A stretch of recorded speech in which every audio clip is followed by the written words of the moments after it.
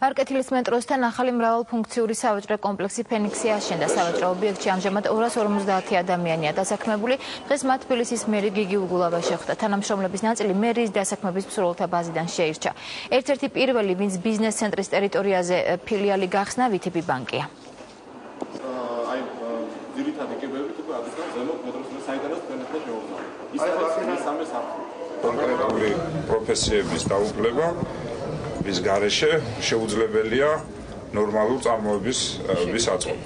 ეს 1000 ლარიანი ვაუჩერი, რომელიც პროფესიულ გადამზადებისთვის არის განკუთვნილი, სწორედ ამას წამოსვენს არა აბსტრაქტულად ვიღაცები გადავამზადოთ აბსტრაქტულ პროფესიებზე, არამედ კონკრეტულ ბაზრიდან გამომდინარე იმ პროფესიებზე, რომელზეც არის მოთხოვნა.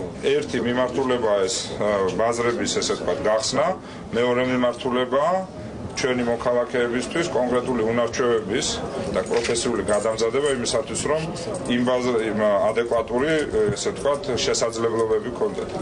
აი ეს ამ თავარი მომდევნო 3-4 წლის განმავლობაში, როცა ვლაპარაკობთ დასაქმებაზე, ეს ორი ძირითადი მიმართულება იქნება განსაზღვრული.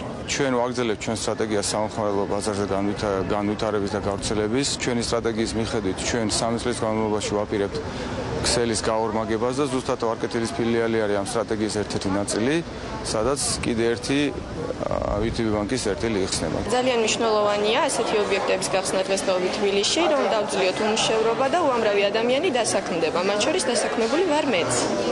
და ძალიან მოხარული ვარ.